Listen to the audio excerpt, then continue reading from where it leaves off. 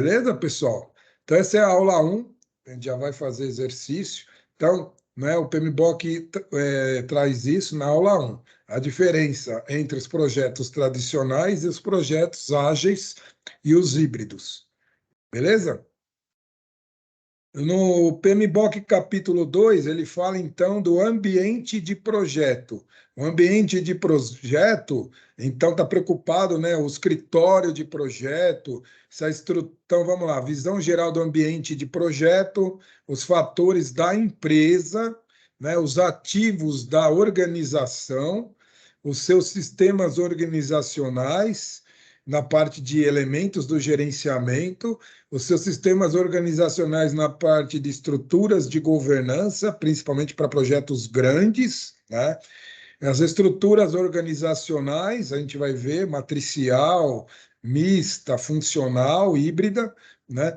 E o escritório de projeto, o PMO. Então, no capítulo 2 é onde o ambiente onde o projeto está sendo desenvolvido. E de uma maneira bem simples e resumida, né, os projetos tradicionais são projetos de trabalho termináveis, são normalmente projetos físicos, então tem lá uma estrutura, tem um escritório de obras, né, uma fábrica, então são físicos, e aí tem tudo lá, os recursos, né, muito hardware e máquinas, pessoas, etc. Já os projetos ágeis, do outro lado da ponta, são projetos de alta incerteza. Então, as equipes podem até trabalhar, normalmente trabalham de forma remota, virtual, utilizando softwares, aplicativos, então fica bem distinto, né? Um ambiente físico, mais físico dos projetos tradicionais ou determináveis, e um ambiente bem mais virtual dos projetos ágeis, né? Então, isso é importante. Colocamos aqui o Manifesto Ágil, não esquecer, né? Então, os 12 princípios do Manifesto Ágil, não que isso venha a cair em prova, assim, quais são os 12 princípios do Manifesto Ágil, mas os conceitos são importantes. Então, satisfação do cliente, então busca, né, toda hora de agregar valor para o cliente, é o maior princípio do projeto ágil, né? Ser receptivo a alterações, então, o projeto ágil ele faz muita alteração, ambiente mutável, né? As pessoas precisam ser resilientes, altas modificações, mundo VUCA, efetuar entregas frequentes, então a gente não entrega lá, são entregas semanais ao longo das sprints, né? Então, por quê? Porque justamente os escopos não são muito bem definidos, então, para que o projeto vai ganhando incrementos, então precisam ser feitas frequentes entregas e feedback do cliente. Aqui, veja que o nível de escala é uma colaboração mais diária, então as equipes trabalhando e fazendo a evolução do projeto diariamente. Motivação individual e grupo, como trabalha-se em grupo, muito comunicação ativa. A motivação individual, principalmente por trabalhar em grupo, né? É mais multidisciplinar, então a pessoa precisa aprender a trabalhar em grupo e se motivar também, tanto individualmente quanto em grupo. Então, medidas de progresso primárias e diárias, desenvolvimento sustentável, excelência, simplicidade, estruturas e equipes auto-organizadas, isso é importante, né? Menos toque ou força do gerente de projeto, a equipe decide por si só, o gerente de projeto só dá diretrizes estratégicas, a própria equipe é que define o que vai fazer no dia, né? E aí, busca de melhorias diárias e regulares. Então, o Manifesto Ágil, com esses 12 princípios, mostrando como é que são as características de um projeto ágil. Se perguntarem de projeto ágil, normalmente muito são conhecidas os frameworks, que se chamam, ou metodologias e métodos do Scrum e do Kanban. Existem outros, né? Produção Lean, enxuta, o Crystal e o XP, mas muito desenvolvimento de software. Mas os mais famosos são o Scrum e o Kanban, né? Tudo isso no projeto ágil. Então, o nosso ambiente precisa ser com evoluções aqui, vejam, bem mais incrementais, crescer um pouquinho a cada dia, diferente do Waterfall que faz grandes entregas, né? O projeto ágil é um crescimento diário, né? Todo dia aquela reunião em pé no fim do dia. E já o crescimento de um projeto waterfall mais por fases, etapas mais longas, né? E aí a dificuldade, né, do trabalhar no ambiente ágil, a gente trabalha num ambiente mais próximos do caótico e do complexo, enquanto que os ambientes tradicionais trabalham mais próximos do simples e do complicado, né? E aqui só um resumo comparativo entre as equipes tradicionais versus ágil. A equipe tradicional vejo bem mais complexa, normalmente com um time maior de projeto, e aí diferenciamos os stakeholders internos da organização e os stakeholders externos, as partes interessadas externas, comunidade, né, os consultores, os agentes financiadores, regulatórios, governo, e assim por diante, né? Os contratados, subcontratados e os fornecedores. Isso é o ambiente externo, e no ambiente interno é o time de projeto, né? Os executivos, os sponsors, o gerente de projeto, e pode ter o time de PMO, o time consultivo. Então, né, vejam as estruturas do projeto, do PMO e da alta administração, nível estratégico, nível tático e nível operacional. Já o ambiente ágil, muito mais rápido, enxuto, eles chamam de estruturas circulares, né? Aqui é mais hierarquizada, projetizada, tal, funcional, e aqui é uma estrutura mais circular, onde os times do projeto é que desenvolvem são responsáveis por tudo. Normalmente tem o Product Owner, que vai dando as diretrizes para o time de projeto. O Project Manager trabalha em vários projetos, então ele dá as diretrizes estratégicas, enquanto que o Product Owner dá as diretrizes táticas e operacionais. Às vezes, se o time for Scrum, existe a figura do Scrum Master. Então, o Product Owner fica com a parte tática, o Scrum Master fica com o operacional e o time de projeto é que decide e toca. Sempre o usuário final, ou o cliente, e o sponsor que traz o seu negócio, né? É similar à estrutura do sponsor dos executivos do lado de cá, tem um sponsor também do projeto. Então, resumindo, uma estrutura tradicional muito mais hierarquizada, maior, os times maiores, interno e externo à empresa, e uma estrutura ágil mais circular, mais dinâmica, trabalhando o projeto em semanas, e isso aqui trabalha projetos normalmente em meses, né? Meses e semanas, e esses semanas e dias. O que acontece, né? Então, na estrutura tradicional, mais hierarquizada, a grande dificuldade é cuidado com os silos organizacionais, né? Às vezes o departamento fica tão isolado um do outro que formam silos organizacionais. Veja que a estrutura do projeto ágil, equipes pequenas trabalham de forma circular, e essa reunião de pé no fim do dia. Então, quando eu falo estrutura mais hierarquizada, funcional, já vem na cabeça o projeto tradicional. Uma estrutura mais circular, reunião de pé dia a dia, é uma estrutura mais ágil. Beleza? E aí as duas técnicas do ágil, o Kanban e o Scrum, né? O Kanban muito mais preocupado em fluxos, né?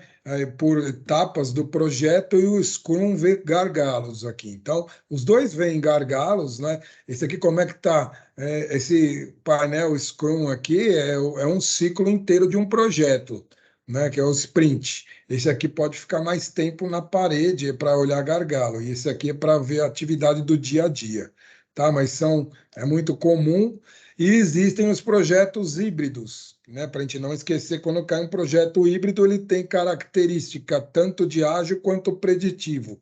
Então, exemplo da vacinas, pede-se, né, e elaboração de tudo que é tecnologia nova, a ideia é começar no ágil e depois que se define que vai funcionar, vai mais para o preditivo, trabalho em cascata.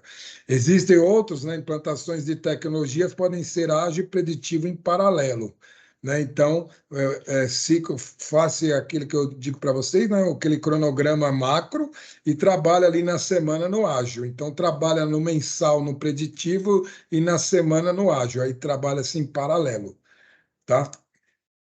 Beleza aí, time? corridinho, né? Mas ficam aí as gravações. Tem alguma sugestão, dica, dúvida, ou podemos partir para os exercícios do capítulo 1 e 2? Acho que pode seguir, né? Então tá, né? E aí depois ali é o resumo, né? Vocês têm os detalhes da aula, esse é bem resumo, daí fica fácil aqui. As questões eu acho que hoje vão ficar até mais fáceis. Vamos lá.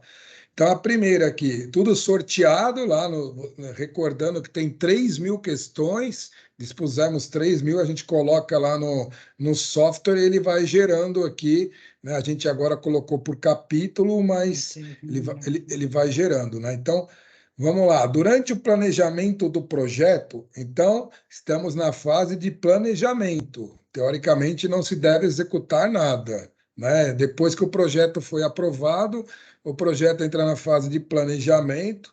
A organização é do tipo matricial, então, recordando, né, que as pessoas do projeto respondem para o seu gerente funcional da sua área operacional da empresa, ele é emprestado para o projeto, né, e no projeto existe o gerente de projeto.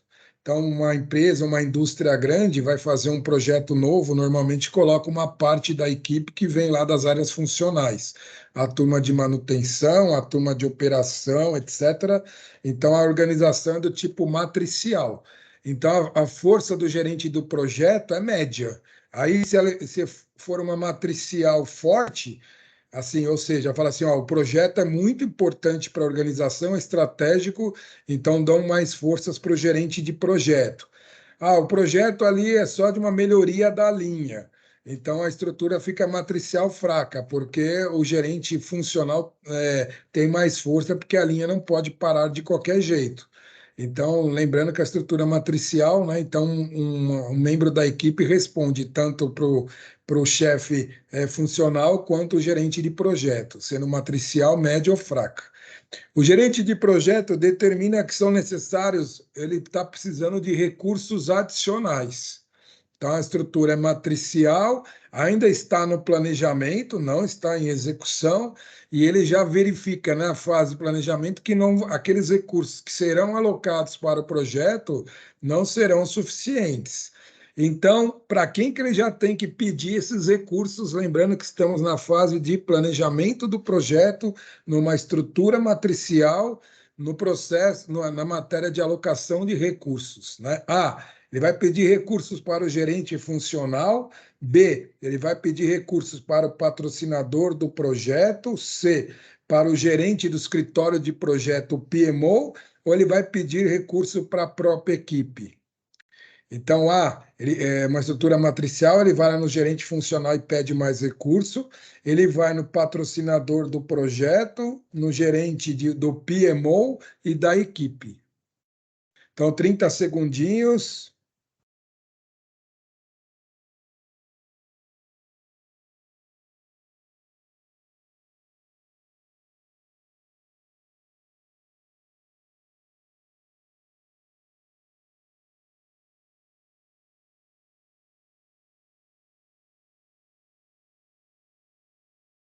Sempre por exclusão, que aí a questão fica fácil, certo, time? Bom, vamos fazer por exclusão. Ele está precisando de recurso, ele vai pedir para a equipe? Para a equipe não faz sentido, né, pessoal? Precisa, você tem um amigo aí para entrar aqui no projeto? Ele pode pedir até indicação, mas não é a pessoa da equipe que vai dar recursos para ele. Outra que podemos eliminar é para o PMO, né? O escritório de projeto, ele normalmente define diretrizes, tal, conhece profissionais também que pode trabalhar, pode indicar também, mas né, não vai falar, ó, esse cara vai para a equipe e tal, lembrando que estamos numa estrutura matricial. E aí eu acho que ficaremos entre duas. E aí, por ser uma estrutura matricial, eu acho que a própria questão já nos remete a uma resposta única, né? Pedir para o sponsor é uma possibilidade, mas não é melhor. Porque às vezes o sponsor não conhece a equipe, ele é um alto executivo, tal, pode chegar até o limite de pedir. Mas aqui eu acho que a resposta tá aqui, né? Por ser uma estrutura matricial, e aí recordando, né, a pessoa trabalha numa estrutura matricial, a pessoa trabalha tanto para o gerente de projeto como para o gerente funcional, né? Então, a pessoa tem, esse é o chefe dela, o gerente funcional, e esse é o do projeto. É uma pessoa que trabalha, é uma estrutura difícil, precisa aprender, né? Só pessoas maduras trabalham em estruturas matriciais. Então, se está faltando recurso, o certo, o gerente de projeto é pedir para o gerente funcional. E isso ainda na fase de planejamento, né? Ele já fala assim: olha, com esses recursos, pela minha experiência, não será possível tocar o projeto, então vai pedir para o gerente funcional. Tá bom? Dúvidas? Tá, então a resposta A, o gerente funcional, a estrutura, a organização do tipo matricial. Se a matricial tem dois, né? Tem que se pedir pessoas para o gerente funcional. Resposta correta A. Beleza, time? Podemos ir adiante? Se tiver dúvida, vocês dão uma paradinha, tá bom?